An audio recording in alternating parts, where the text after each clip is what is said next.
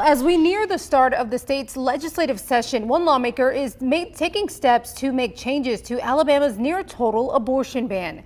WVTM 13's Emma Owen joining us live now with more. And Emma, you spoke with the state representative bringing this bill forward today. What did she have to say about how it works? Well, Gladys, Representative Wandalyn Gavan says her bill not only starts a conversation around reproductive rights, but also the father's role in a pregnancy.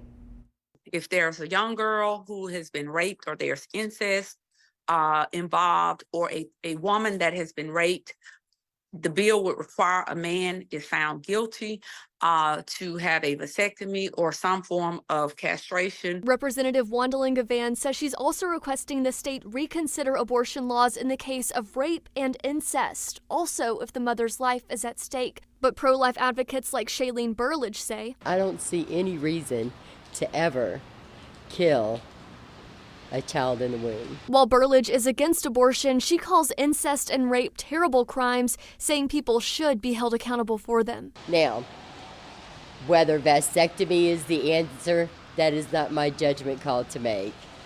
But as a pro-life advocate, there is one life that absolutely needs to be protected, and that is the innocent child in the womb. The child in the womb should not have to pay the price for the sins of the father or the actions of the mother. That is a separate life and innocent of any wrongdoing. Here in Alabama, abortions are only legal if the pregnancy poses a serious risk to the mother's health. I'm hoping that at some point we will change the laws with regards to a woman's right to choose what is best for her body. Gavan herself having to make what she calls tough choices for her body nearly 2 decades ago. I don't have children, but I had to make a decision for what was best for my health. And because of that, I'm thankful that no one was shoving down my throat a law from 40 plus years ago.